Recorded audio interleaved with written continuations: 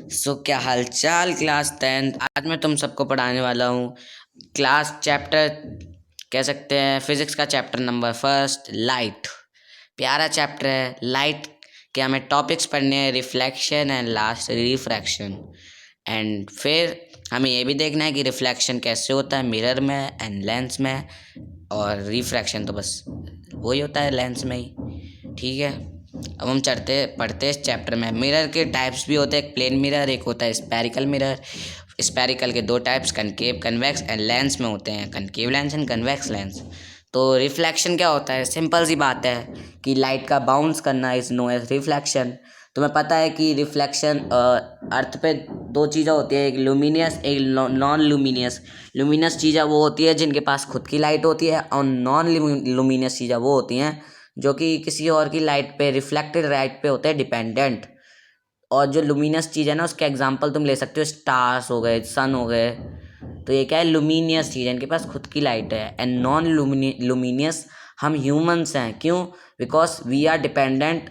अब देखो, किसी खाली अंधेरे वाले किसी कमरे में अगर कोई लाइट जा ही नहीं रही है तो क्या हमें दिख पाएगा? नहीं दिख पाएगा, क्योंकि हम क्या हैं, हमारी आंखें नॉन लुमिनियस चीज़ों को ज़्यादा देखती हैं एज़ कम्पेयर टू लुमिनियस चीज़ें।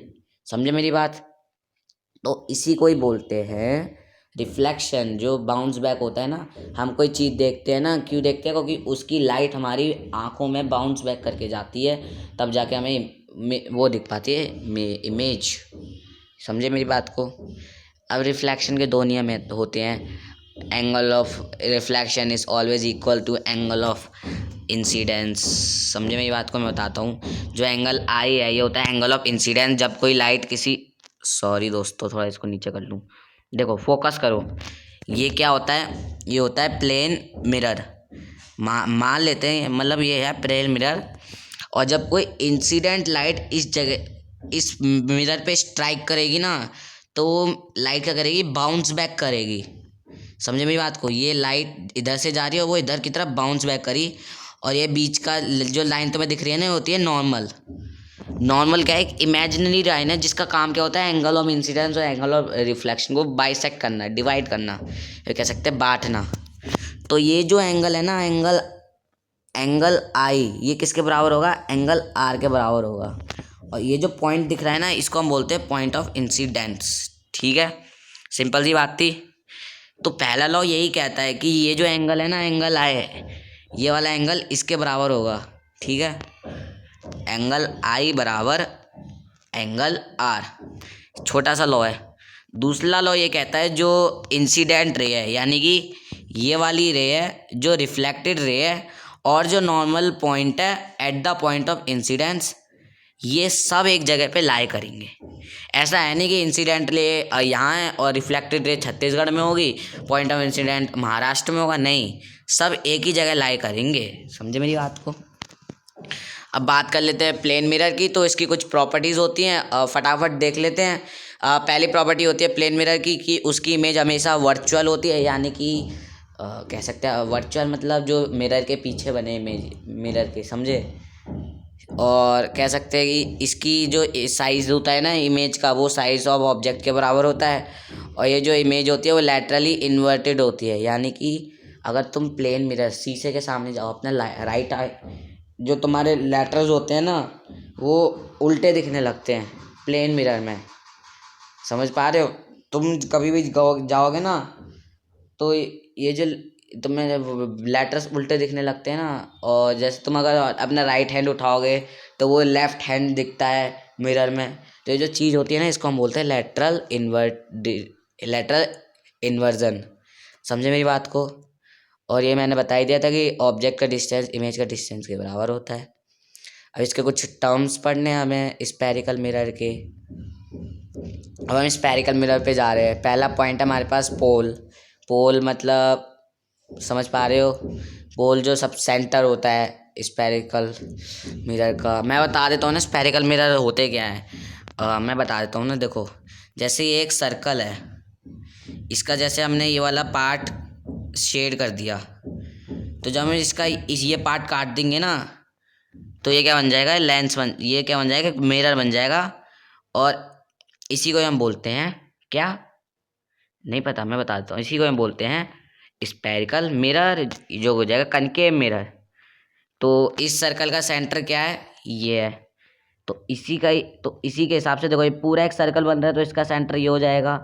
इसी को हम बोलते हैं सेंटर ऑफ कर्वेचर। और क्या, इसी को ही हम रेडियस ऑफ कर्वेचर भी कहते हैं। और ये जो तुम्हें ये जो पॉइंट दिख रहा है ना, क्या कह सकते हैं, जो कनकेव लेंस है, इसके ये जो पॉइंट दिख रहा है ना, इसको बोलते हैं पोल। समझे मेरी बात को। और ये फोकस, ये सेंटर का आधा होता है फोकस, ठीक है। और सेंटर कह सकते हैं, जो फोकस का दवर क्या होता है, सेंटर होता है। अभी मैं तुम्हें इमेज में तुम देख भी लो, तुम्हें सब पता चल जाएगा। ये देखो कनकेव मिरर है, ये सेंटर से पोल तक के डिस्टेंस को रेडियस ऑफ कर्वेचर कहते हैं। ये फोकस है, फोकस से पोल तक के डिस्टेंस को कह सकते हैं फोकल लेंथ।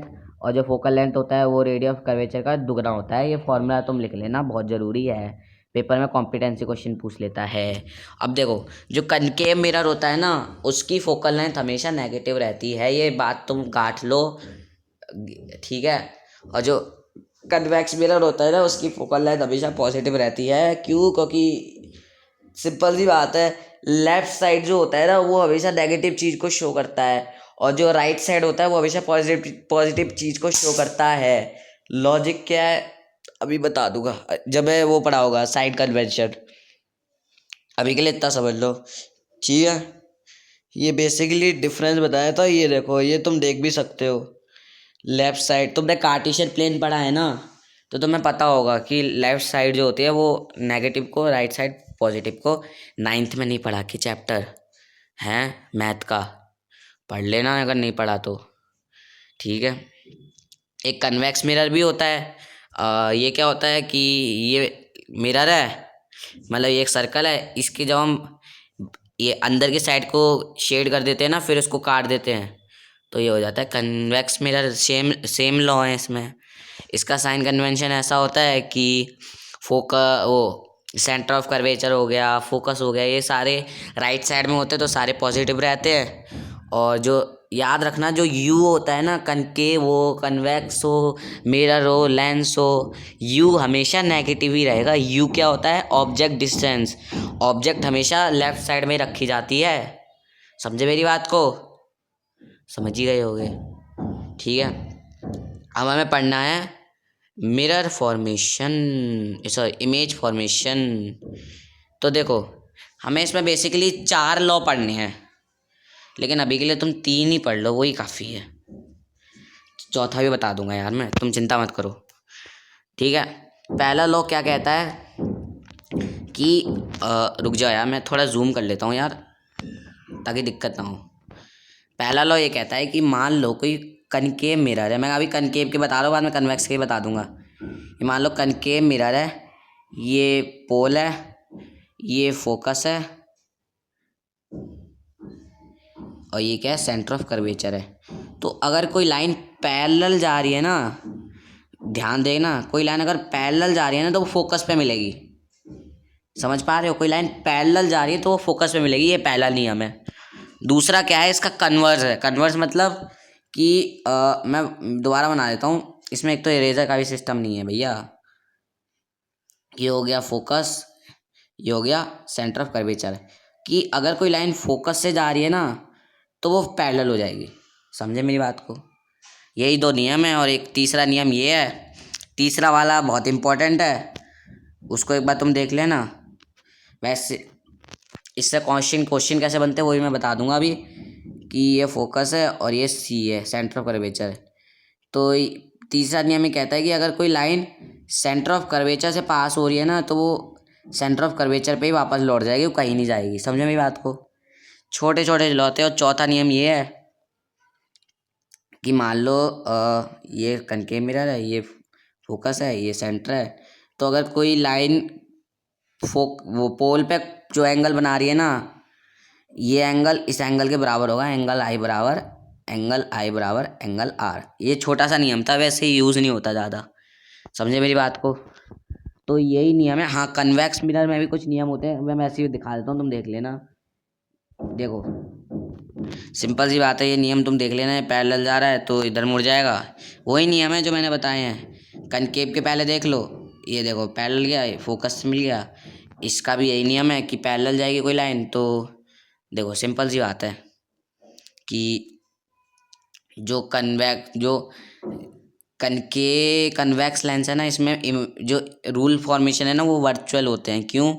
क्योंकि लाइट को देखो, लाइट को जाना तो लाइट तो चली गई यहाँ, लेकिन जाना उसे यहाँ चाहिए था, तो हम इमेजिनरी लाइन बना देते हैं कि लाइट को यहीं गई है। तो यही है, इसी को हम बोलते हैं वर्चुअलिटी, यानी कि रियलिटी से इसका कोई कनेक्शन नहीं है, तो हमारी इच्छा थी। ठीक है, कनकेव का ये रूल भी तुमने देख लिया। सेकंड रूल भी ऐसा ही है कि कोई लाइन फोकस से जा रही है तो वही है, पैरेलल हो जाएगी। तीसरा नियम भी सेम है। ठीक है, समझ पा रहे हो नियमों को? अब हमें पढ़ना है इमेज फॉर्मेशन। अब देखो, इमेज फॉर्मेशन को याद करना बच्चे करते हैं, मैं तुम्हें ट्रिक से समझाऊंगा। ट्रिक से भी नहीं, मैं तुम्हें बना के दिखाऊंगा। जो तुम्हें रूल्स आते हैं ना, मैं ग्रीन वाला कलर लेता हूँ, जो तुम्हें रूल्स आते हैं ना, तुम उन रूल्स का यूज़ करो और तुमसे सारे इमेज फॉर्मेशन बन जाएंगे। पहले की हम बात करते, देखो कनकेव मिरर में होते हैं 6 इमेज फॉर्मेशन, सीधी बात। और कन्वेक्स में होते हैं 2 इमेज फॉर्मेशन। एक एक करके बताऊंगा ना, बहुत टाइम लग जाएगा, लेकिन मैं तब भी कोशिश करूँगा। देखो, पहली बात यह है कि ये होगा कनकेव मिरर। ऑब्जेक्ट को अभी के लिए हम रख रहे हैं एफ और सी, बियॉन्ड सी रख रहे हैं। तो तुम्हें क्या करना है, एक लाइन तुम पैरेलल की, एक रे तुम पैरेलल भेज दो, कहाँ जाएगी? फोकस पे मिलेगी। ठीक है, और एक रे तुम भेज दो फोकस से भेज दो तुम। रूल क्या कहता है? पैरेलल लाइन गई थी तो फोकस से मिलेगी, और फोकस से कोई लाइन जा रही है तो वो कहाँ मिलेगी? पैरेलल। और ये कहाँ मिले हैं? सी और एफ के बीच में। यानी कि अगर कोई ऑब्जेक्ट बियॉन्ड सी रखी हो, सी से पीछे रखी हो, तो उनका मेल मिलाप क्या होता, कहाँ होता है? सी और एफ के बीच में। इमेज कहाँ बनती है? सी और एफ के बीच में। याद रखना, इमेज तभी बनेगी जब कोई 2 रे आपस में इंटरसेक्ट करें, 2 या 2 से ज़्यादा रे आपस में इंटरसेक्ट करें तो इमेज बनती है। और ये इमेज देखो, ऑब्जेक्ट का साइज कितना बड़ा है और ये इमेज क्या बनी है? छोटी बनी है। यानी कि ऑब्जेक्ट इमेज कैसी बनती है? डिमिनिश बनती है इस केस में। समझे मेरी बात को? और भी बहुत सारे रूल्स होते हैं, तुम देख लेना। अगला टॉपिक सिंपल सा है कि अगर तुम ऑब्जेक्ट को रख दो तुम, या फिर तुम एक बार इमेज फॉर्मेशन खुद से ट्राई करो। तुम्हें बस यही रूल्स को अपनाना है। ये एफ है, ये सी है, सी और एफ के बीच में रखेंगे, ये फोकस से ऐसी चली जाएगी। और अगर हमने पैरेलल भेजा तो ये ऐसी चली जाएगी, कहाँ मिलेगी? एफ से पीछे बनेगी। तो समझ आना, सी और एफ के बीच में हो तो बियॉन्ड सी बनती है। ऐसी तुम अगर पेपर में अगर तुम रफली बना दोगे ना तो भी चल जाएगा, क्योंकि इमेज फॉर्मेशन में ऐसा नहीं है कि तुम्हें एब्सोल्यूट बनाना हो, चल जाता है छोटा मोटा। ठीक है, अब हम बात करते ये, लेकिन याद रखना है इमेज की फॉर्मेशन के रूल्स को, कि ऑब्जेक्ट कहाँ बन रही है, इमेज कहाँ बन रही है। ऐसा है नहीं कि तुमने सी और एफ के बीच में ऑब्जेक्ट बनाई और तुम्हारी इमेज पैरेलल इन्फिनिटी पे जा रही है, ऐसा मत करना। तुम इमेज फॉर्मेशन के रूल्स देख लो, नहीं तो बहुत टाइम लग जाएगा, मेरे पास उतना टाइम भी नहीं है। ये देखो, ससुरा रूल नहीं बताए के इमेज फॉर्मेशन के, नहीं बताए हैं। फिर भी तुम एक बार देख लेना, खुद से ट्राई कर लेना। एनसीईआरटी में दे रखा है, इसमें नहीं दे रखा। एनसीईआरटी को खोलोगे मिल जाएगा। लेकिन देखो, कनकेव मिरर हमेशा रियल इमेज बनाता है, लेकिन एक केस ऐसा आता है ना, जब हम ऑब्जेक्ट को पी और एफ के बीच में रखते हैं तो जो कनकेव मिरर होता है ना वो वर्चुअल इमेज बनाता है। इसका मैं, क्योंकि ये सारे तो ईजी है, ये तुम बना लोगे, लेकिन मैं तुम्हें ये बात बता देता हूँ, कनकेव वाला वो इम्पोर्टेंट है, वो दिक्कत आ जाती है बच्चों को। सिंपल सी बात है, ये हमारी ऑब्जेक्ट है, ये हमारा कनकेव मिरर है। ठीक है, समझ पा रहे हो? ये हमारा फोकस है, ये पोल है, ये सेंटर ऑफ कर्वेचर है। यहाँ से हमने एक रे भेजी, पैरेलल भेजी है, फोकस पे जाएगी। हमने एक रे को कहाँ भेजा? पोल पे भेजा। ठीक है, हमने एक रे को यहाँ से पोल पे भेजा है, पोल पे जाएगी तो सेम एंगल बनाएगी, तो ये रे कहाँ जाएगी? ऐसे जा रही है। अब तुम देख पा रहे हो ये रे आगे जाके मिलेगी नहीं, अलग अलग डायरेक्शन में जा रही हैं, तो इमेज फॉर्मेशन पता है कहाँ होगी, ये पीछे होगी। इसको थोड़ा एक्सपेंड कर देता हूँ। हाँ, ऐसे ऐसे करके ये जो इमेज है ना एक जगह जहाँ पे जाके मिल जाएंगी। अब तुम देख पा रहे हो ऑब्जेक्ट का साइज कितना है और इमेज का साइज कितना है, यानी कि जो इमेज है वो ऑब्जेक्ट से बड़ी है। समझ पा रहे हो, जो इमेज है वो ऑब्जेक्ट से बड़ी है, तो इमेज क्या है, बड़ी बनेगी। यानी कि कोई ऐसा केस आए जहाँ पे मैग्नीफिकेशन प्लस में हो, मैग्नीफिकेशन मतलब अभी आगे जाके बताऊंगा। ऐसा केस आए जिसमें फोकल लेंथ माइनस में हो, ठीक है, फोकल लेंथ माइनस में हो लेकिन जो मैग्नीफिकेशन है वो प्लस में हो, और जो ऑब्जेक्ट है वो इमेज से बड़ी बने, यानी कि मैग्नीफिकेशन ग्रेटर देन 1 हो, तो कोई बता सकता है कि वो जगह वो केस कौन सा होगा। मैग्नीफिकेशन माइनस में, फोकल लेंथ माइनस में है, यानी कि कनकेव मिरर होगा, और जो इमेज बनी है वो ऑब्जेक्ट से बड़ी बनी है, तो तुम बता ही दोगे क्या यार कि ये ऑब्जेक्ट तो पी और एफ के बीच में रखी है। पेपर में इसी के ही घुमा फिरा के एग्जाम क्वेश्चन पूछ लेता है, तुम याद कर लेना। कन्वेक्स मिरर में सिंपल सी बात है कि इसकी मैग्नीफिकेशन देखो, कनकेव की मैग्नीफिकेशन, कन्वेक्स की मैग्नीफिकेशन हमेशा पॉजिटिव में रहती है, लेकिन इमेज का साइज हमेशा हमेशा क्या रहता है, छोटा रहता है। पेपर में कोई क्वेश्चन पूछ ले कि मैग्नीफिकेशन प्लस में है, मैग्नीफिकेशन मतलब ऑब्जेक्ट और इमेज का साइज क्या है। अगर मैग्नीफिकेशन सिंपल सी बात है, ऑब्जेक्ट इमेज का साइज क्या है, अगर ऑब्जेक्ट